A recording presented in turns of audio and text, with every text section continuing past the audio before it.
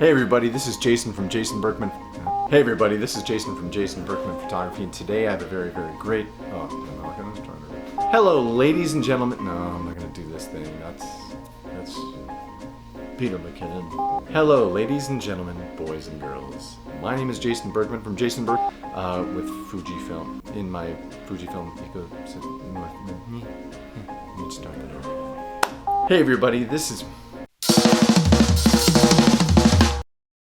Hello ladies and gentlemen, boys and girls, I am Jason Berkman from Jason Berkman Photography, and today I'm going to talk to you about some changes I made in my Fujifilm setup. Okay, so you're probably wondering to yourself and probably losing sleep over this, Jason, what could you possibly have done with your Fujifilm system? How'd you change things up? Well, I'm going to tell you.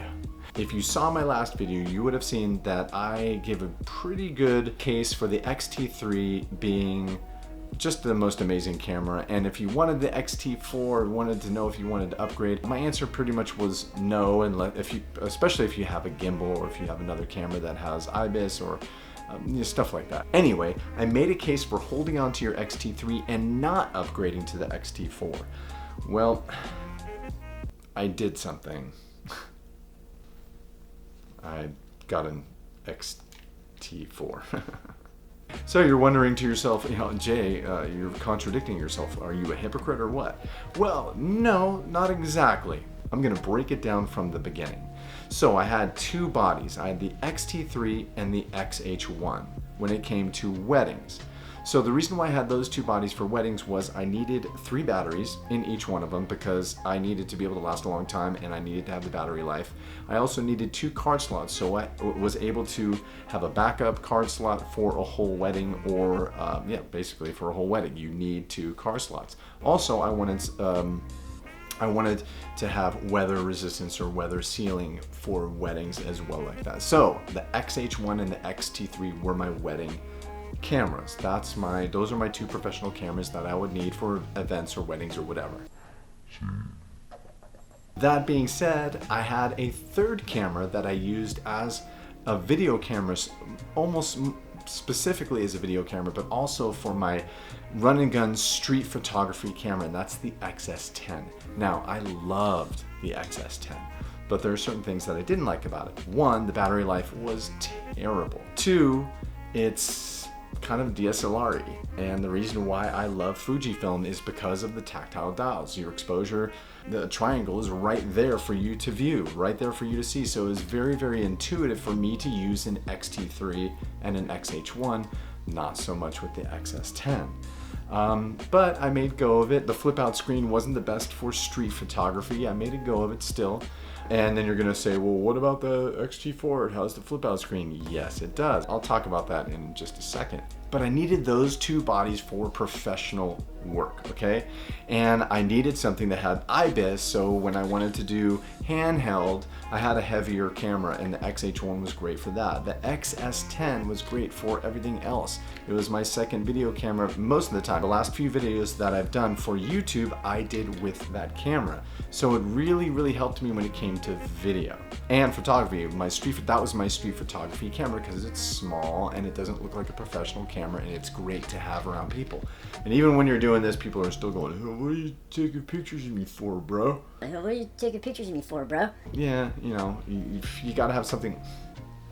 Got some dust in here. So those are the 2 professional cameras that I had. Now, I've got a really great deal on the X-T4. So I sold my X-H1 and I sold my X-s10 to get this guy. So X-H1 and the X-s10, they have that really great grip, and I really love the grip on both of those. This has a more substantial grip. I can grip it with one hand, so it's great. Okay, so that crosses out that.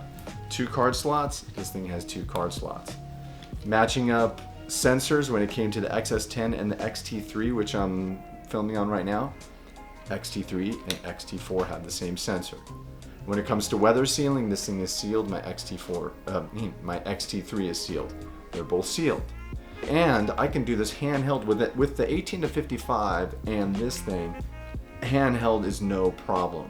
Really, it's just amazing. So I can do handhold shooting. that I did more with my XH-1 because the X-s10 was so small and light. So even though it had a little bit of better IBIS, I think, than the XH-1, this thing just kind of is both of those put together. So the X-s10 and the XH-1 put together is basically the X-T4. I narrowed it down to 2 cameras. Now, what am I going to do with that kick around camera thing? You know, the small camera that they take out for street photography and stuff like that. I went out and found a really great deal on an XE4. I know it's an older sensor, but that was what I had with the XH-1. The same sensor as the XH-1 is in the XE3.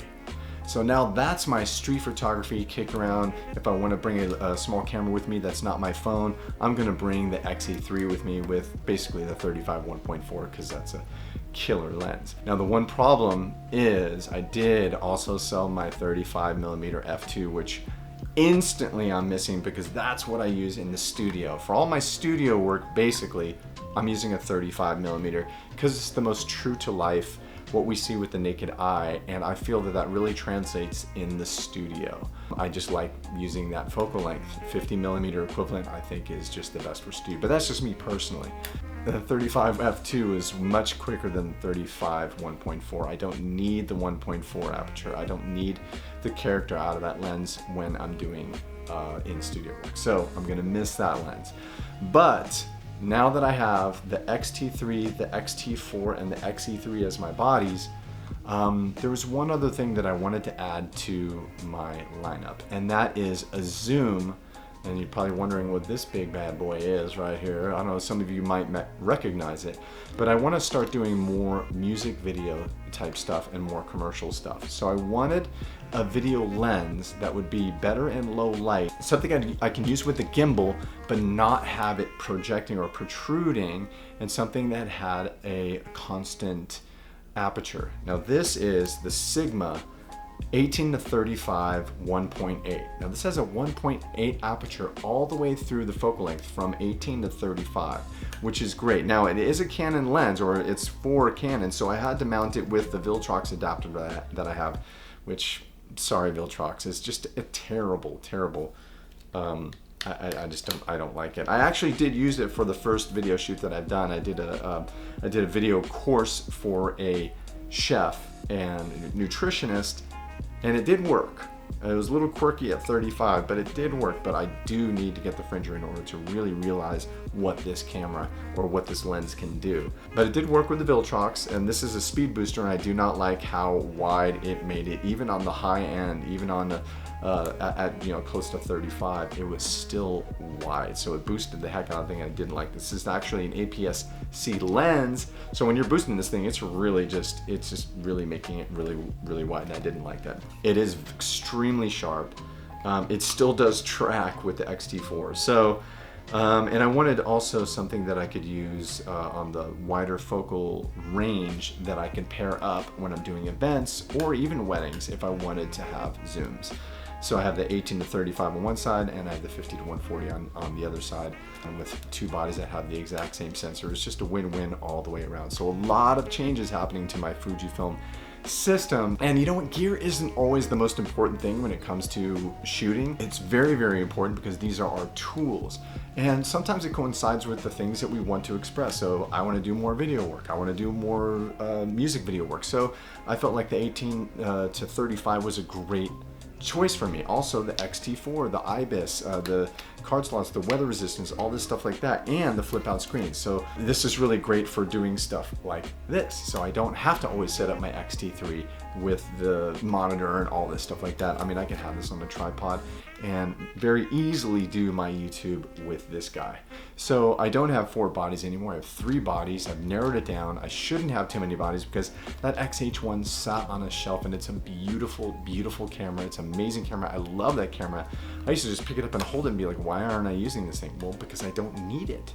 I don't need 4 cameras. Who needs 4 cameras? If I had a Leica or something, or if I had a different camera that was fun to take around, maybe I might use it. But primarily, my X-T3 is staying at home, my XH-1 is staying at home, and I'm going out with my X-s10. And in this case, I'm going out with my X-E3. If I'm doing, doing a portrait shoot, I'm going to take my X-T3 or my X-T4. probably going to be taking my X-T3. If I'm doing a video shoot, my X-T4 is going to be probably my second camera. The X-T3 is still going to be the main camera. So I do stick by what I said in my last video, and that is that the X-T3 and the X-T4 are very, very similar, if not completely identical cameras when it comes to the quality of the images. It's just the IBIS, the battery life, the IBIS, and what was the other thing? Battery life and IBIS. I think that's it. That's it. I think that the actual the eye tracking and the autofocus is better with the X-T4, but those things are going to be really minute. I still stand by the X-T3 being such an amazing camera and not really needing to upgrade as long as you have a gimbal. If you're doing video, if you're doing handheld, just being really, really tight with it, because I've seen people use X-T3 handheld. I've used X-T3 handheld with slow-mo, and it works really, really great as long as I'm really, really steady with it. So, but I'm really happy with this, having the X-T3 and the X-T4 as my two professional bodies, and the X-T3 as my go-to street photography camera. Anyway, I hope you guys like me ranting about all this stuff. If you guys have any questions, or if you've made some changes to your X mount system, and if you just want to talk about the tools that you use to go out there and create great, because this channel is not only about equipment, although I've been doing that a lot. I want to do more videos about just creating, composition, exposure trial, how to use your camera, what it's used for, what these different aspects of the camera is used for in order to create different effects or different outcomes when it comes to what you create. So anyway, I hope you guys enjoyed this video, and if you want to subscribe, you can subscribe. If you don't want to subscribe, it means that, yeah, my video sucked. And then, yeah, you don't have to do that. But if you subscribe, great, thank you so much. If you have any questions or comments, it doesn't matter whether they're good or bad, if they make me a better photographer, or if they even humble me to a certain degree. When it comes to photography, even better. I want to hear from people that have knowledge. I want to talk to you. I want to figure out what it is that I can do better to become a better photographer. And it's not just about gear, although it's extremely important. It is about the creation. It is about the process of making pictures, and that's what we do. Hope you guys enjoyed this video. Have an amazing day, and I will see you next time. Peace.